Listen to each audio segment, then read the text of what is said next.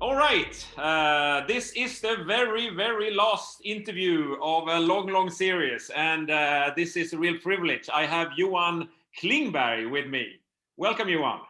Thank you. It's very exciting to be here. I've been following the interview series, and it's been very exciting to see everyone. So I'm happy to be the last one. Yes, no, I think I actually thought of having you as the second last, but I loved your idea that why don't I, because you are the the shareholders forum on Facebook, the moderator, and you came with a brilliant idea. Let's ask the forum what they want to know, and I thought that might be a good way to round this whole series off really with. So I was really happy about that. Yeah, that sounds. We see what you can answer and what we have to guess. Yeah. Do you have many questions for me, just so we know if we can have any other questions than the forum's questions? I don't know. It was a few. I will. I have a few questions, and it's some of the same as I have. So yeah. it's. I think you will just run as it goes along. Yeah. Sure. But why don't we start with because without asking us really, you took on this task of being the moderator. I don't even know when you started with it, but I think I can see from the picture on Facebook, it is the one which when we went IPO, the picture with the girl sitting with the VR. With VR, and that was when we went IPO. So was that the time when you started the forum? No, I started my first investment in Crunchfish in late 2017. Okay. And then I found the forum, and it was very dead. It was no updated content, and it was sort of a very quiet place. So after a while, I started to post a little bit what I found on the internet. And after a couple of months, the guy that was is the administrator for the forum asked if I wanted to join and moderate also. Okay. So that's how I got into that page, and I moderate a few other stock forums also. It's like 5-6 different forums with combined members of maybe 10,000 people actually. Yeah. And why do you do that? It's interesting. What's in it for you, Johan? Why do you moderate? What's I can sort of think, but I ask you instead. Why is it fun? Is it a learning experience? Yeah, it's a very good learning experience. You get other people's opinions, of course, and other people post things also, but it also you get the vibe if is this going in the right direction? Is what is the, even if you think you have there is a very good idea about the company, why is not everyone else thinking the same? Yeah. So that's one of the things. And then I think the Facebook forums is sort of more public in a way, because I personally I stand with my name on the personal name on it, so people can see that it's me. There is a lot of closed forums where discussion is going on, and I don't think that that is always very honest what's going on these forums. Here you have to be more sort of honest, that you can't sit and you have to, whatever you write on that forum must be sort of true. You cannot make up things, because that is a legal aspects to that also, because you have to sort of be careful what you do on these forums also. Yeah. No, I must say, I don't know when I joined, but I've been part of this, and I'm following the forum, and very rarely, I don't want to really steer or influence the conversation, but sometimes I feel that there could be something. I have a piece. I know I commented sometimes when you have said something that I remember one time you said, well, I don't think this was particularly new, and I said, well, I think it is new, and I explained why, and we agree that because sometimes but it's very rare that I do it. But I learn a lot from the forum, particularly from you, Johan. You find things with your you Google for things, you find things, and I find it very useful to be following the forums actually as a CEO of the company. Yeah, that's good. Sort of what I do a lot is looking for information in my professional capacity also. So, and I have sort of some robots making a lot of the work for me actually.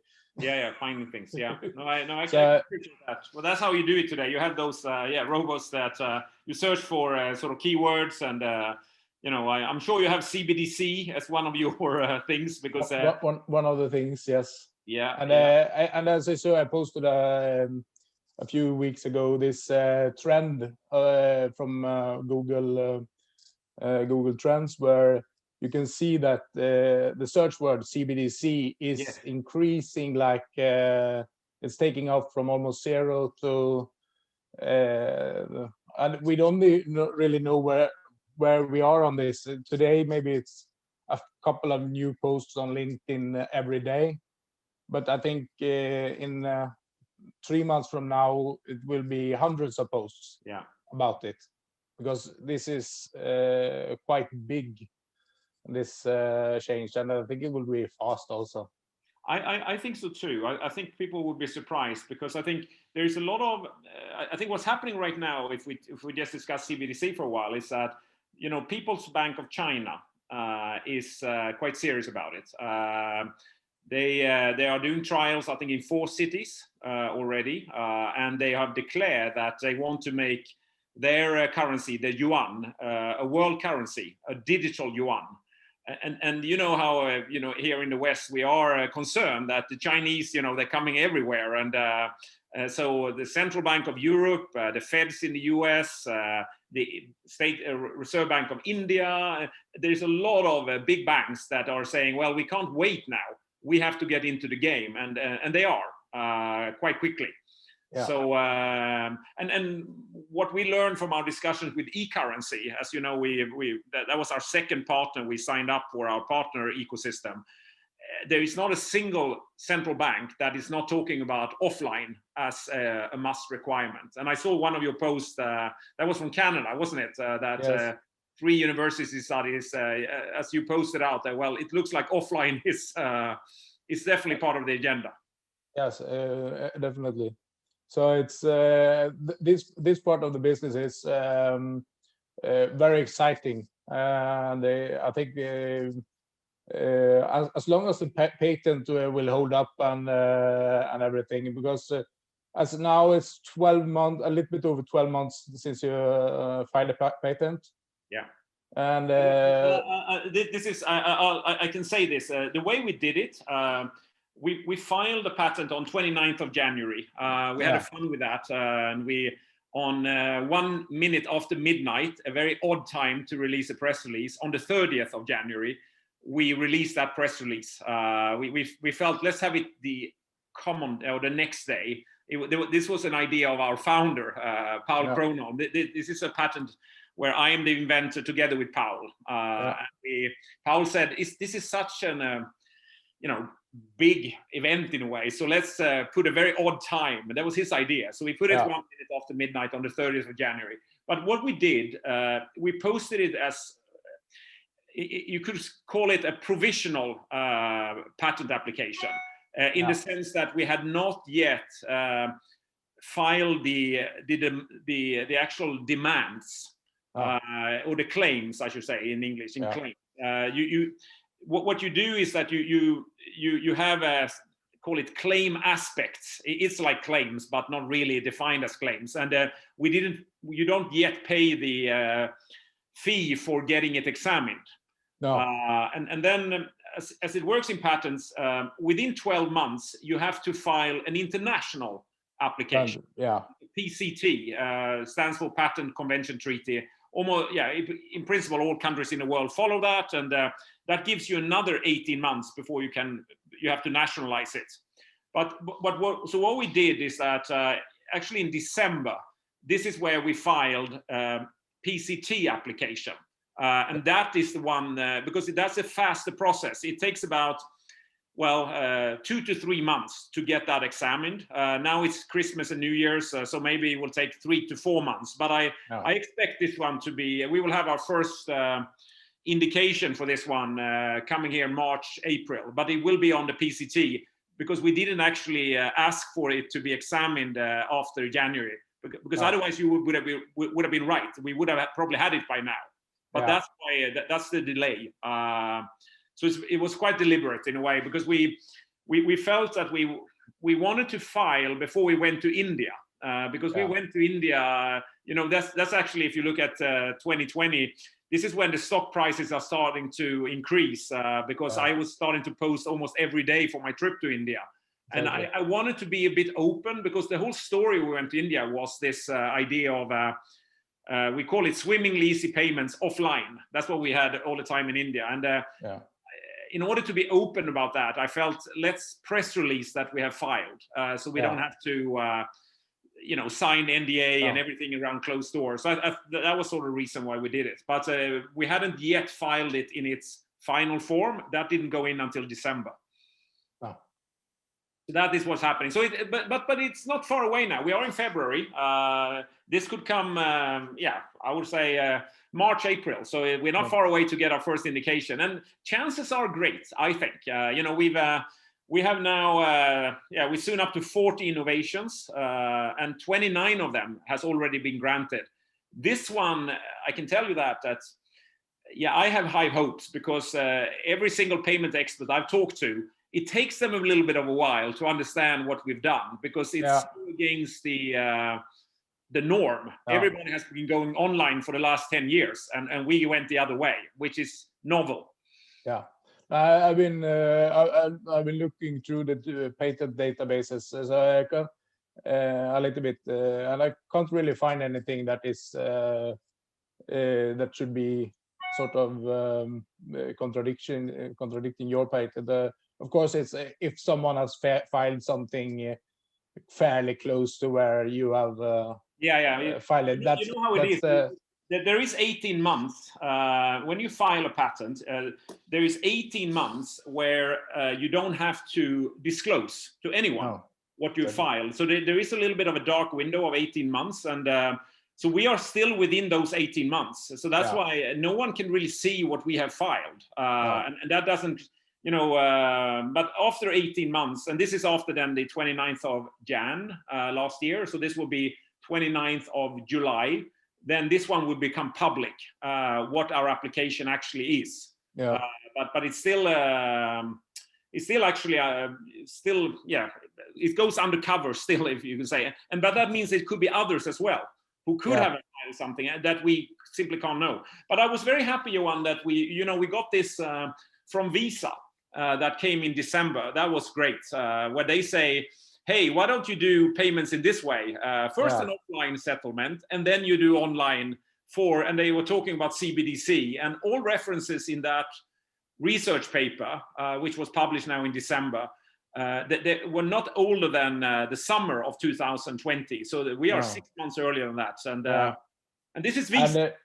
And that's Visa. And of course, they if they know a little bit what you have been coming up with, then they probably want to have this paper out so that they can say that at least that it's a good starting point for negotiating, I think. Could be. But we are talking to the networks sort of as well. So it's not like they're not aware of us anymore. I think we are well known. We're sort of like I wouldn't say household, but we're well-known name in India, because I think, as you are aware of as well, what really picked it up for us in India was that we came here already in early Feb and talked about swimmingly easy payments offline, and a lot of people thought it was an interesting idea, because they were sitting with they have a huge connectivity problems very often. But in August, the RBI in India, the Reserve Bank of India, they posted that they were saying that we would like the fintech community to experiment with offline payments. because we think that is probably needed in our country. But that meant that every single payment service provider, banks, and everybody sort of, they put it on the agenda. And then there was quite a few of them who remembered us, that we had been there talking to them. So we immediately, this got much more attention in India.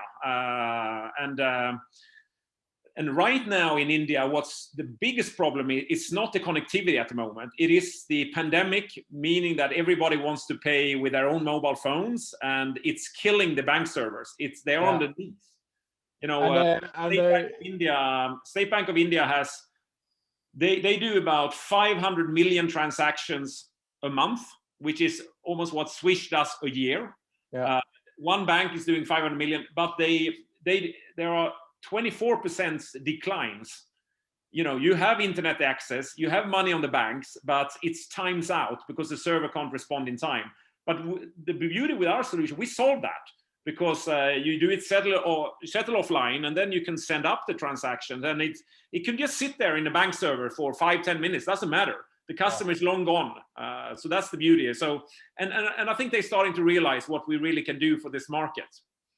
Yeah, I think so too. And as you said, with the e-currency, and also this will as a green money, so to say, it's environmental friendly money, because this also saves a lot of energy. Oh yeah, it's I personally not.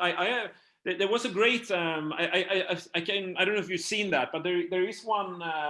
This is actually out of Canada as well. You know, Canada is the country where they've done a lot of research on.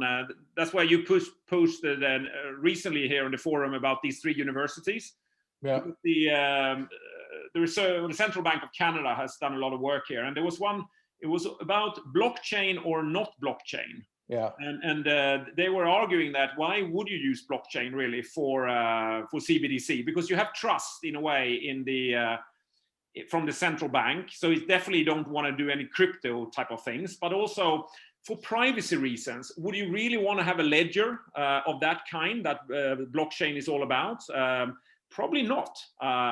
E-currency has a non-blockchain type of approach. Yeah, which is environmentally much more friendly, as you say.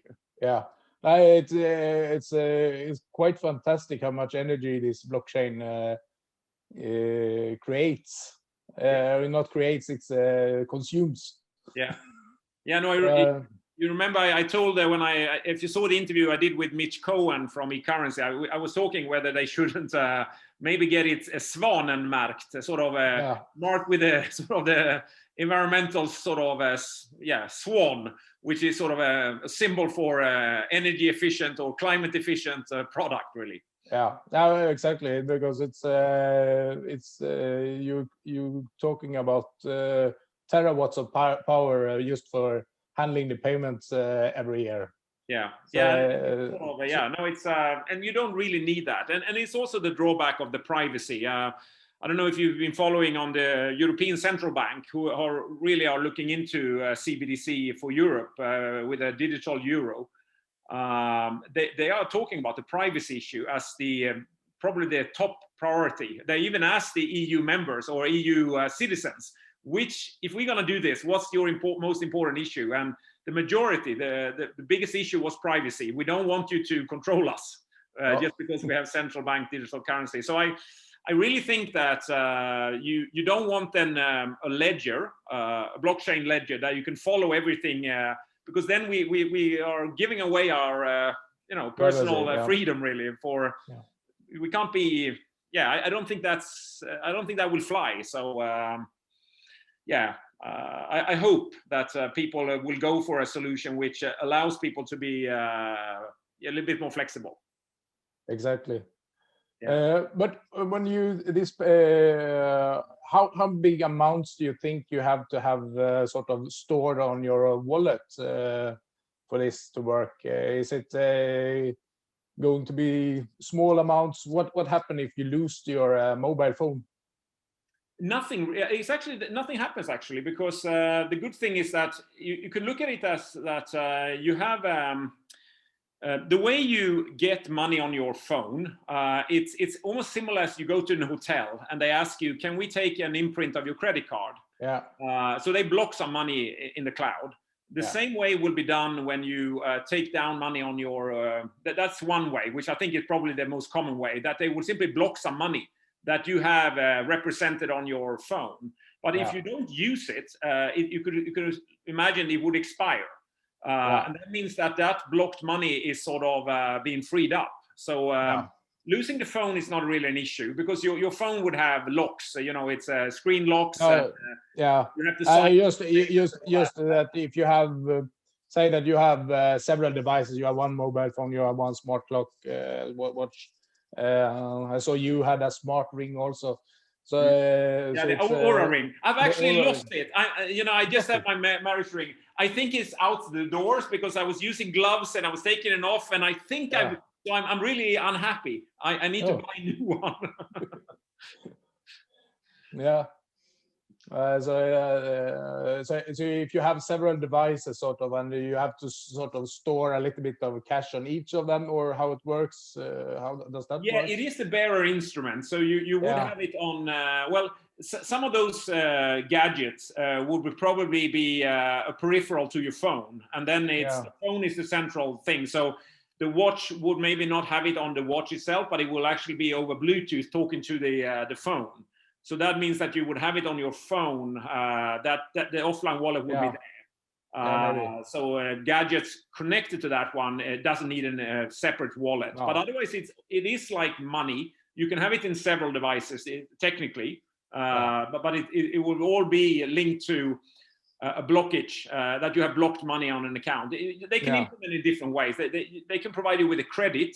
It certainly means that they know your credit history, that you will pay your bills. So here is, you have 500 krona all the time. Yes, credit, no problem.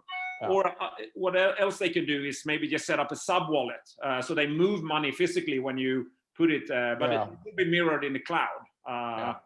So, that's a banker's issue. We just make sure that whatever spending limit you have on your phone, that's securely maintained, and the logic needs to work. That if you spend some, we have to deduct that from your wallet, really. Yeah. Now that's really exciting. So just before the interview, there was actually an article here now that Accenture is going to make further tests with Riksbanken.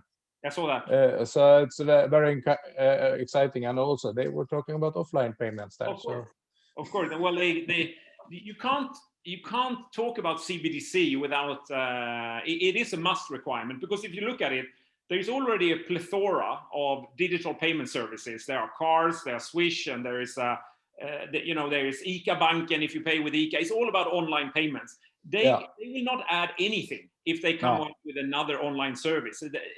People will not say, "Oh, fantastic! Now my money is guaranteed by the central bank instead of my own bank." We don't really care, because we have 1 million as bank guarantees, and it's very few people have more than 1 million anyway.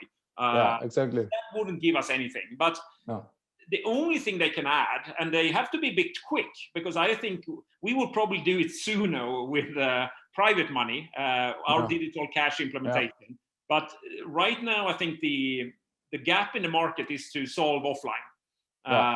And because all the other payment services currently relies on an online settlement, and that's why this is what they need to do. I don't know if you saw Ekonomibyrån here in Sweden, Björn Eriksson from Kontantupproret. So that. Yeah, he talked about 3 things. One, he talks about integrity, and we have a plan and actually have a patent pending on that, and how we can actually hide the transaction for the banks. It's a good thing. So we can make you still have your integrity if you pay using digital cash from us. Secondly, he talked about this instability. Swish goes down, or bank service goes down, bank ID goes down, or even bigger disasters. We solve that. That's the offline thing. And then the third thing he talks about was sort of that we will exclude some people from paying if cash goes away. And But this is, I don't know if you saw that 2 weeks ago, we had one of those press releases also 1 minute after midnight, when we had digital cash on cards as well. Which was kind of cool. And that exists today. There are a couple of them that you can, load with Swish and everything, but it's online. We do it offline. That's sort of what we have here again. Digital cash offline. So that's exciting. Certainly in India, Johan, because in India they have, here in Sweden, everybody has smartphones and it works sort of all the time. So we have some people who are financially excluded here because they, like my dad, he struggles using Swish, so he pays with cash. And I wonder what will happen with him if cash goes away. But it's very few people, elderly and maybe very small children. In India, this is you have, if you have 1 billion phones, you have about 50%, 500 million smartphones, and then you have 500 million feature phones. The old Nokia phones. You have 500 million of those, and then you have probably 200 million people who are, they don't even use phones. No, exactly. So this is where cards is interesting in the market that can work offline, because they have so much big areas of the hinterland, as they call it, that is not connected really. So this is where the card innovation of ours offline, and also feature phone. That's with Tysus. You saw that one. I could see that. I mean, the feature phone, it's like $15 for the cheapest one. So, but that's a lot of money for an Indian worker also. Yes, it is. So but they still want to have everybody included digitally. It's a huge push from the government that everybody should be part of it, and that's why I think an agnostic solution like we have now, we can be on cars, we can be on feature phones, we can be on smartphones, and it needs to work offline in India. We are really, this is sort of, I don't know, we've actually sent from the Swedish embassy, this is probably news, but we have sent, the Swedish embassy has helped us to send a letter to the governor of RBI, the head of the Indian central bank, as well as the Ministry of Finance, telling them that we recognize your plans for CBDC. We have read about that, interesting. And we happen to have a company in Sweden called Crunchfish. They really have technology that fits your needs really well. And so we do have support on a sort of embassy level. And the good thing, if they write a letter, it's sort of customary that they won't put it in the bin. They will answer, someone will read it. So that's a good thing here. So we are trying to position ourselves for, in many ways, say, for the Indian market. And it's the fastest growing market in the world. So it is very exciting for us. I say also South Korea is quite far ahead on the CBDC. You have had sort of any contacts we haven't really, no, not yet really, except that we have had, now with some of the announcements we're making, we're starting to get interest from other countries that call us. I've sort of tried to, we have so many solution areas, so people could argue we're not very focused. And I can give them that.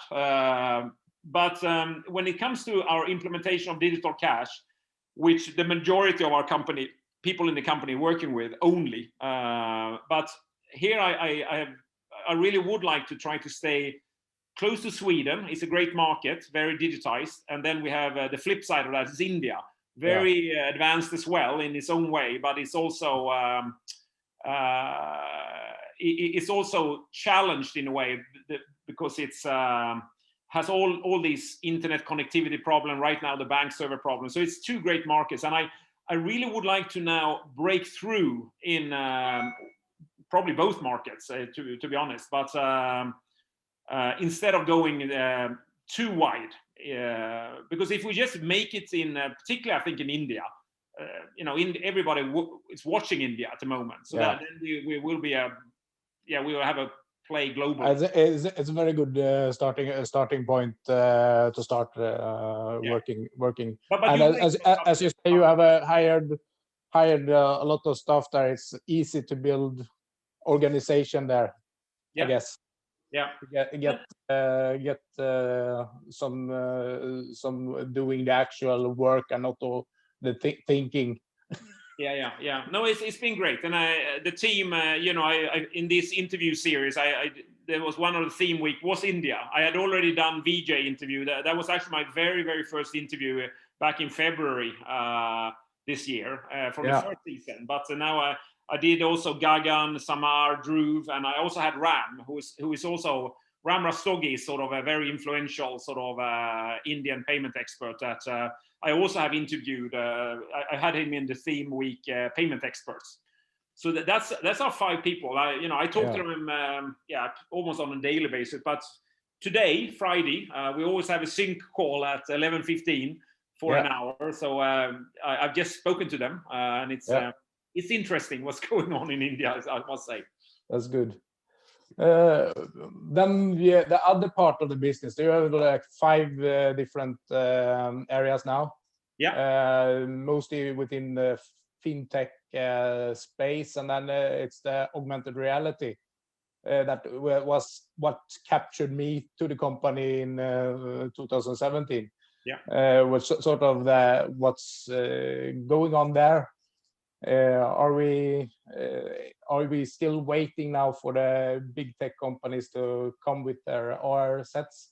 Yeah, I think what we've done last year, and we're very happy actually what has happened, because previously we were chasing orders for industrial AR, and the problem was that the orders were, even for big company like Boeing, or they were say, okay, we'll do an installation. We need 50 units, and 50 units of gesture control for 50 units. It's really no, I know it's. So we felt it's sort of, this will not fly for the area of industrial AR, being a middleware company like we are, having components. But when consumer AR comes along, this is where as you asked, this is what we're waiting for, and every day I think we're coming closer. Apple is talking about it, Facebook is talking about it, Google is talking about it, even Amazon now. I think there's a lot of people talking about it, and what we've done this year, or last year, then 2020, was to focus the team to try to lift the product up a couple of notches when it comes to with a skeleton model. So you can really, because with a consumer AR, I think there will be a lot of virtual objects that will appear if you have those glasses on.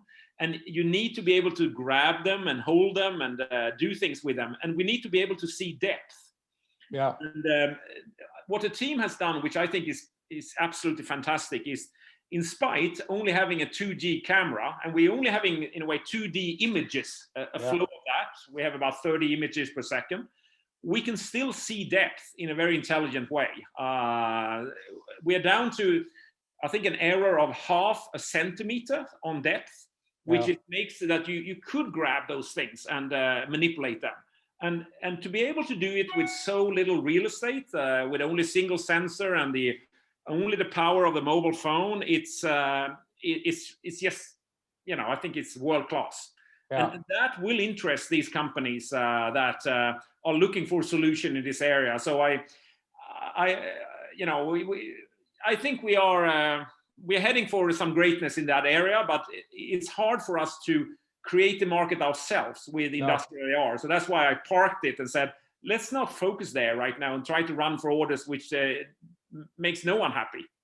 No, it's as you say, you need to focus on what is the closest at hand now.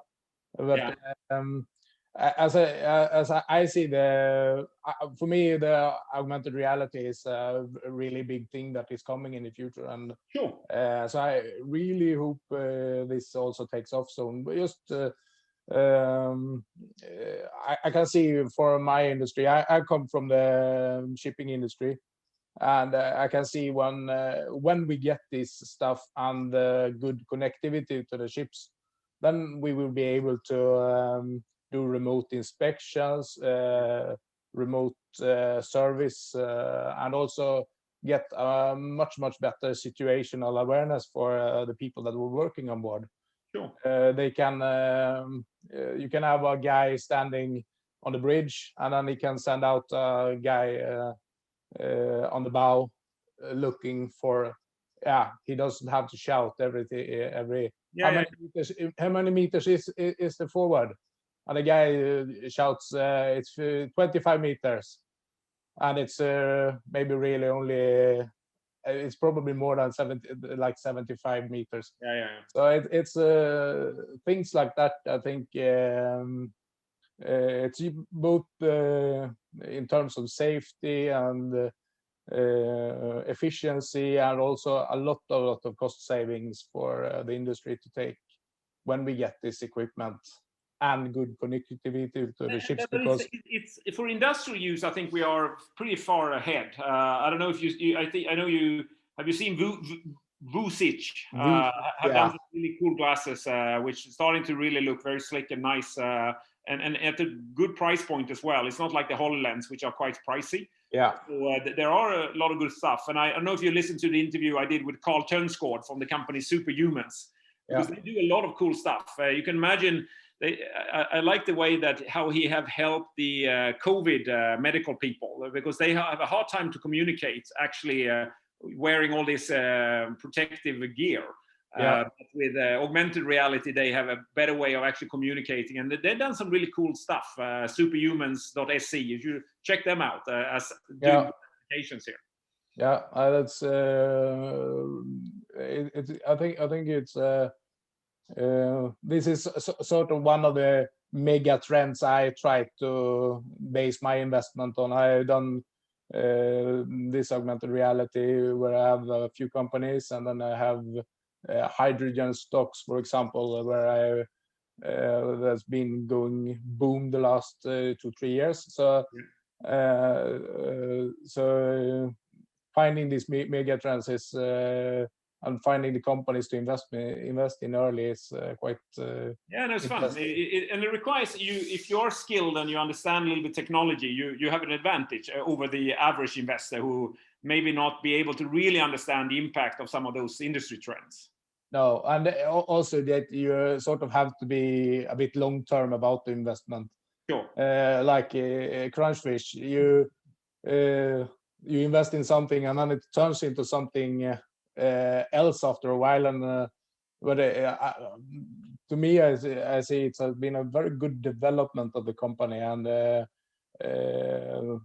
last year with these interviews you have done, it's I think it will be lifting the company both from inside and outside, sort of. Yeah. Because people from the outside get to know you guys, and you internally gets to know each other and the customers.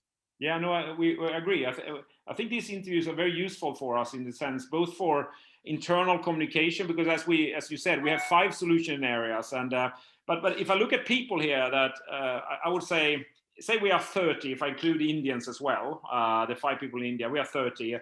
We probably have about, I don't know, 16, 17 on digital cash, and then we have about 10 on gesture. The other 3 areas are probably not even 2 people in 3 areas. So, exactly. So it is those 2.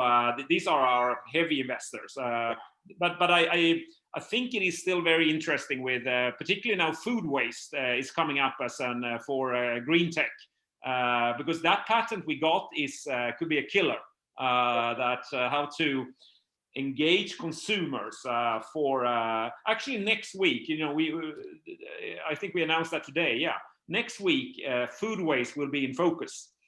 This is next week from when we do the interview. It's probably 2 weeks ago from when we broadcast this.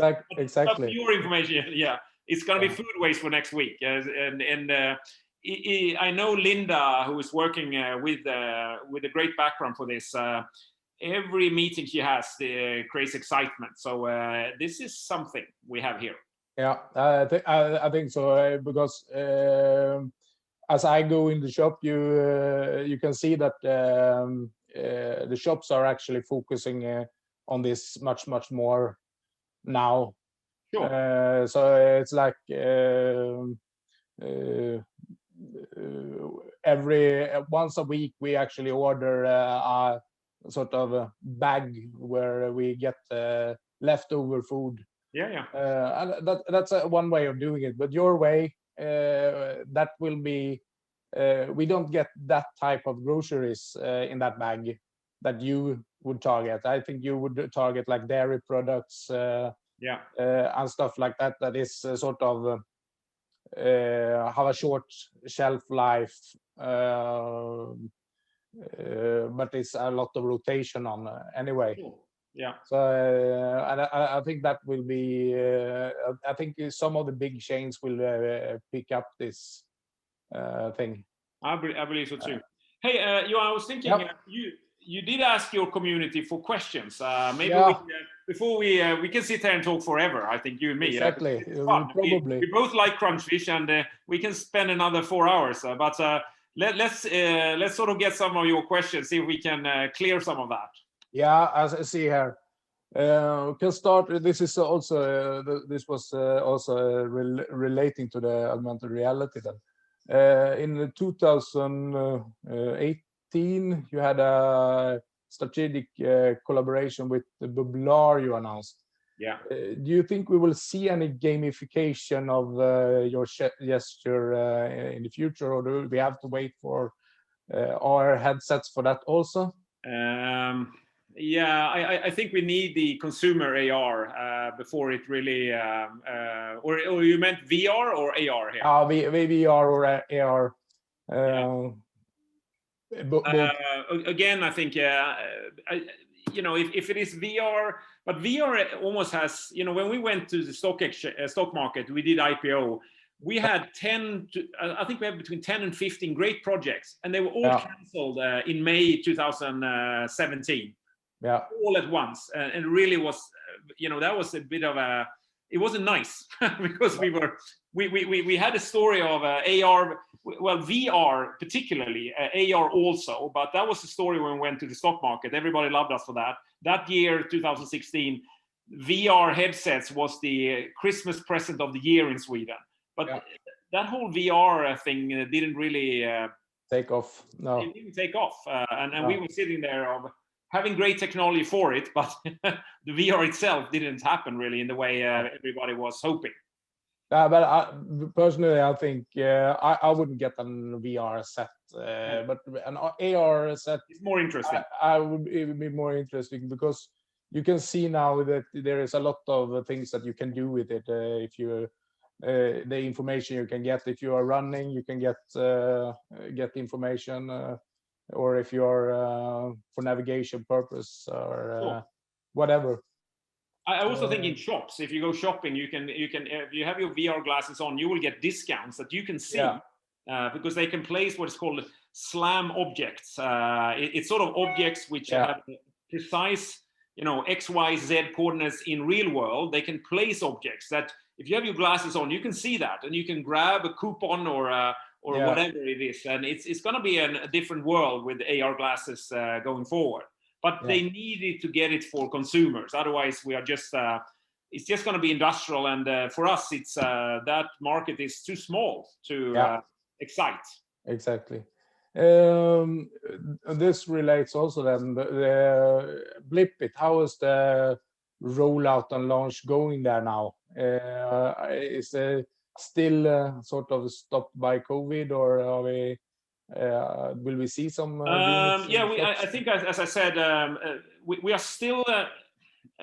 We are still a bit disappointed in Clearon because of their wave. This is 1,000 that we thought already in 2019. We had said that there's going to be Q4. It's still it's still sort of back and forth, and they have to pull back, and so that is certainly delayed. I think the latest I heard was that now we're talking about March. We are ready long ago, but you're ready, yeah. But we have moved to other cash registers as well, and there are we got into Extenda, which was very important. This is the number one in and they are in the FMCG space, which is good, and we have also I think it is 3 also relatively big that we are talking to now, which have big retailer chains in Sweden.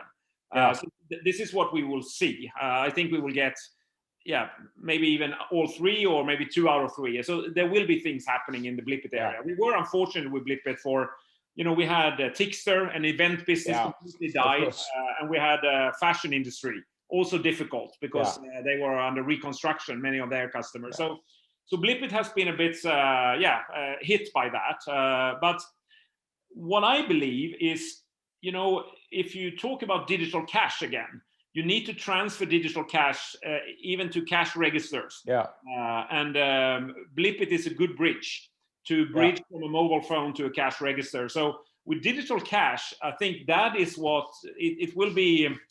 You remember Per Elofsson when he took the back of Johan Myhlegg? So digital cash is sort of Johan Myhlegg here with a lot of strength, and Per Elofsson being Blipit has to follow, and that's the opportunity to take the back of digital cash, because I think that is what really I think will propel Blipit, not just in Sweden then, but this could be anywhere in the world, because it is a good bridge between a mobile phone and a PC. That's what Blipit is all about, really. But it's not, I'm not, we had higher hopes initially for Blipit than what it turned out to be. And that's why we have turned our focus so much more for digital cash rather than the Blipit area. But with digital cash, Blipit has a chance to actually become quite a good platform. Without digital cash, I think it will not be an exciting business. I think we could probably make it, we can turn it around, but I don't think it is for the potential that we are looking for in Crunchfish. No, exactly. No, because that is a space where there is a lot of competition, of course. Exactly. But as I understand, the great advantage actually with Blipit is the possibility with the coupons and all that. That's the sort of a USP for that we can integrate coupons as well. With one Blip we can do coupons as well as with the payment itself. But again, I think now we didn't say that before, but with digital cash, I think it is probably that which will propel Blipit to sort of greater numbers, because that's a good bridge to get it straight into the cash register. But certainly, as you're right, coupons as well. And we have still the, Clearon owns half of the company Blipit.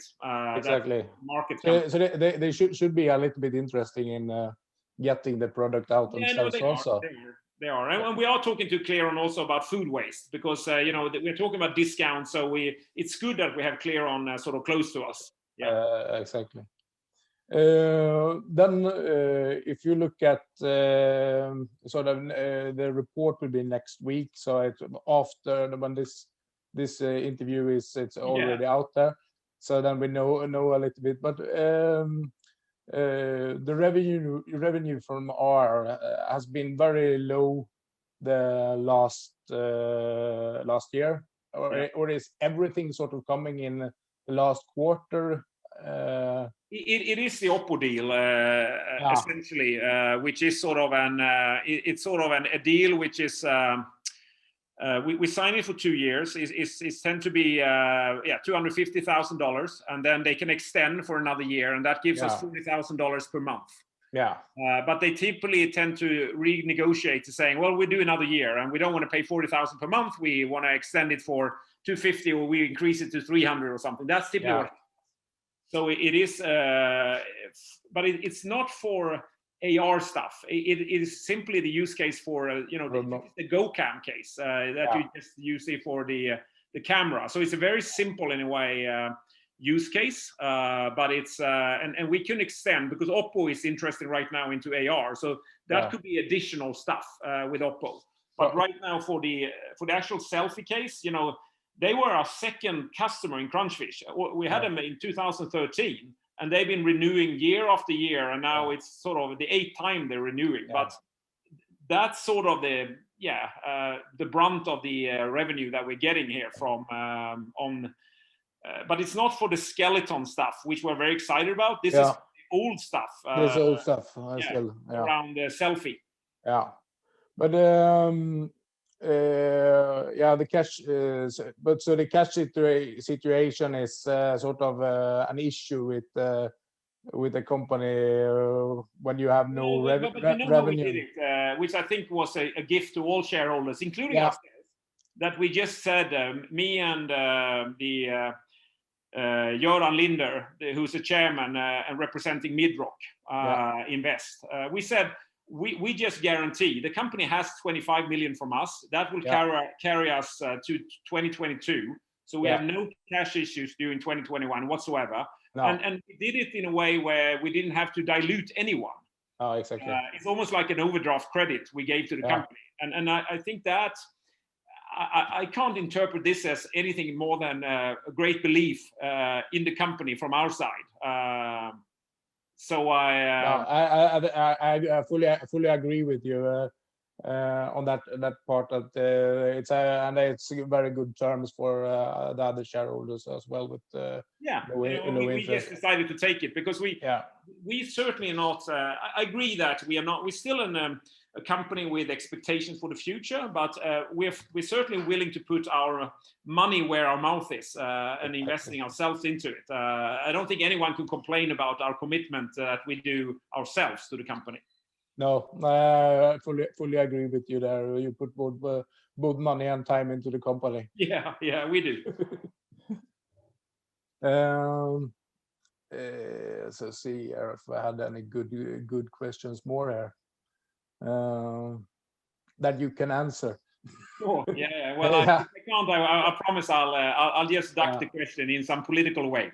Exactly. But in terms of sort of getting the focus to the payment side, looking at sort of selling the augmented reality or seeking a cooperation with another company to sort of take that part, is that high on the agenda? We are discussing options because I think we are. I think as a company, we're seeing particularly that the area of digital cash is becoming every day more and more dominant. So you could argue that even if all the other areas are interesting, but given the sheer opportunity we have with digital cash, they become almost the alternative cost of us spending a time on that as well is. We may want to rethink that. There's no sort of announced plans, but I think everybody realized that we wouldn't do our job unless we were thinking about alternatives. What can we do? Joint ventures or whatever, really. And we are thinking about that. But it's nothing is announced. But certainly there are discussions about what is the best thing. What's the best way forward for the company? And digital cash is what we see the greatest potential is for the future. Yeah, I can clearly see that is the biggest area, even if the other areas, I think the other areas have great potential as well. And personally, I think the valuation of the company is quite moderate at the moment, and sort of the upside is I wouldn't sit with this investment if I didn't think it could double in a year, so to say. Yeah. No, I understand. And I like you put this questionnaire, to the community. I like that, Johan. It was kind of fun. How long have you owned your shares? And most of them were, was it more than 24 months that most had it like that? Yeah. Exactly. You answered also. Yeah, I did. Yeah, I've been it with since 2012, so I qualified into that category. Yeah, exactly. No, so it's but I think that is sort of what is needed now is to get because it's as I say, it's for a small investor that wants to buy a couple of thousand shares. It's quite easy to buy the shares, but for anyone that would like to buy a big chunk of the company, it's not very easy unless you sell or someone else sells. Yeah. So, but it's not really many. That's in a way it could be limiting in a way because I think I've said that of the 20 biggest shareholders, that's probably 70% of the shares is sitting on the 20 biggest shareholders. I know personally 19 out of the 20. Then, and they're very loyal, and they would have answered, we've been with the company for more than 6 years if you had asked them. So we're not selling. No, we're not We're still selling. waiting for the thing that we have been building over all these years. So I don't think there's any plans, not that I am aware of anyway. No, of course. So it's exciting times ahead. Yeah, I think so too. We are certainly having fun at the company. It's a good spirit. We are, we're having fun, and we have a lot of belief in what we do. As you said, I wouldn't have volunteered. My wife would have stopped me for putting in another 15 million as a guaranteed loan to the company, unless even my wife believes in it. No, I certainly think it's going to pay off this. So it's going to be very interesting to follow in the time to come. Because I think that part of the strategy around digital cash is, you can imagine how it's quite easy for us to add partners, because a lot of people see the uniqueness of what we've done and how we actually complement what they have with their offering. So that's why we are building up that partner network very quickly. And for me, a partner, it's more important than to get a single wallet. A single wallet is just the revenue stream out of that, but a partner, they could potentially be sitting they can be sitting with a customer base that could bring us to maybe 1,000 wallets. So I am focused more on to get the right partners and that ecosystem, rather than just getting a single wallet and getting some revenue out of that. I'm in it for a long term of, the plan is to win every single wallet. And then that's, I don't care about one or two, I want everyone. Yeah, I certainly think that is a possibility. Yeah. I say that's going to be it's going to be very interesting to see how it develops. But in terms of that, I guess it's not until you sort of release the patent that you can get the really big fishes on the hook, or like Visa and these guys. What was your question? It's not until you release sort of they can see the patent that you will get the really big fishes on the hook. I think they're already interested. I think they are. I think it's not that they're waiting for if our patent will go through. I don't think that. I think they understand what we have, and they know it's patent pending. So which is interesting for them. They know certainly. I think they know that they are not having the patent that goes against this, so they're talking to us. So I think things that's not stopping anything at the moment. No. If we get it, I think that's a trigger for. Then we have a protection then, which will have 20 years, which is fantastic in this space, really. Yeah, exactly. So it's quite exciting times then. Yeah, the interview where you will see this has already come out, but I've asked. I told Alf Rippler from Västra Hamnen that I think your interview, I asked him, why don't you have the focus on partners and patents? So you'll see this. This will be released when we release the Q4 report. We will have a focus on these two areas, which I think is so much potential or so much impact for our stock price. What will happen with the patents, and what will happen with our partners? What kind of partners could we bring? Because that's a lot of the leverage is in that. Yeah, I mean that is what sort of what removes the uncertainty around the investment. If you know that this is a patent that actually holds, then it's worth a lot more than now. It's sort of a lottery ticket, but I agree. I still feel that there is so much good things in the company, so it's still a good investment, even if this should fall through. But I don't think it will. How it is with patents, because I think what we filed here, originally on 29th of Jan, I think there are 47 claims. A typical patent application has about 15 claims. If you have more than 15 claims, you pay extra. So fundamental. I think it is 47. You can just imagine how this is actually setting the whole framework for digital cash. And there are 47 47 claims here. So even if, say, it will fall through the first one, which is because you build typically a patent out of your main patent, but you can combine that with maybe one of the sub claims underneath, and then you get something unique. So something we will get. Exactly. And I'm still hoping for that we'll get our main claim even without any changes. But I certainly haven't seen anything challenging it. And I think it's interesting on a lot of the forums because they dig up patents, and some are quite far-fetched, has nothing to do with us, I feel. Exactly. But I appreciate the effort of trying to find something for us. But so far, I can tell you, nothing has come up. I've been looking myself also. As I told you a couple of weeks ago, I had sort of an idea that was a little bit interesting in talking about, and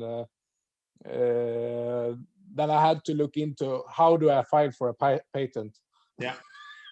So I have done that now. Good, went 8-hour course. Nice. Otherwise, I can put you in contact with Björn Andersson, who is from Ström Gulliksson. He was interviewed in the first series. He's great on digital patents, and he probably help you file yours if you have something. Yeah, but I think I came to the conclusion after reading a lot, sort of that okay, this idea I had might not be patentable, and after this interview, I think actually you have it in your patent, what I thought about. So okay, I mean, that's nice. Yeah. With our 47 claims. Yeah, but your 47 claims, I would think that you maybe have it in your patent. Yeah. I mean, that's good. So that's, and we have talked about it a little bit. So that's I don't think and if I filed it was just that I wanted to sort of because it was about this security about the wallets. How do you solve it? So yeah, no, we have a few actually independent one, even beyond the one, the original one. Right now, I think we are at is it 6 or 7 in this area around digital cash. So exactly. I imagine you are 10 people thinking about this all the time and getting input. So you're probably it's mostly me and Paul actually. It's sort of we. I guess the others are, but in terms of patents, I think I have about 25 myself in the company. Paul has about the same. Some of them we have together. Some is only me. Some is only Paul. But I think of the say 40 innovations in the company, Paul and I are probably in 35 of them, either one of us. So it is very much us two who have filed for a lot of them actually. Yeah. No, but I guess this will be the longest interview of all. But it's the last one. I can't. It's kind of sad, Johan, that this whole series is over. But you have to make a season 3. Yeah. No, we will have a season 3. But I think we have to rest now for 6 months or so, and then come back. Like we did after the first season. But I'm really happy, Johan, and I want to thank you for having this, doing a great job as the moderator, because I think you always are very leveled, and it's not sort of it's always very it's a lot of content in what you write. It's a lot of good stuff. So keep that up. I think that gives you a lot of credibility with the whole. I think with the whole community that they respect you as the moderator. It's important to sort of be, and I can have a negative opinion as well on the forum, because it's if I don't like something, then I will write it actually. But so it's sort of you have to be quite transparent that you are Well, I like that. I don't want a forum which is. I wouldn't have liked a forum which is just rosy all the time, and whatever we say is always rosy. I think sometimes things are looking a little bit sort of shaky, and you get nervous and whatever. And people must be able to express that. I have full respect for that. People, would view this as sort of as a lottery ticket, or maybe 1 or 2 or 3 lottery tickets. Really, I have full respect, but I haven't sold, and I'm pretty. You're rather buying most of the time. Yeah, no, I've actually never sold anything, but I buy. It's very seldom I can buy, because I know all the time too much of what's going on. So I have to be. I'm not allowed to, because I know insider stuff. That's sort of it's the same with a lot of the other companies I invest in. You say, why are these guys not buying the stock? Because the stock has gone from up to 300%, and these guys in the company have not been buying. But they always knew, so they can't buy. Exactly. So it's that's why they are not buying. So so the only time you can really see that something is actually when someone is selling, but then you don't know why they are selling. Maybe they have taxes to pay or whatever. So you don't know that either. But if someone buys, then you know that, okay, they believe in the company.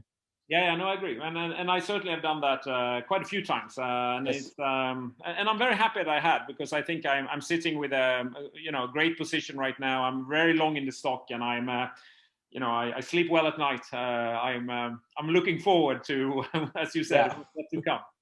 Yeah, personally, I'm not worried about this investment. I think it will do very well. Yeah, I think so too. I think that's a good note to end it on. I think it will go very well, and then we have to say we are back in season 3 somewhere in some months to come. But thank you, Johan, and let's keep the contact that we have here and over the forum and so on. And thanks for doing a great job, and thanks for being in an interview as well for the last one this year. Yeah. Thank you, Joachim. Okay. Take care, Johan. Thank you. Bye.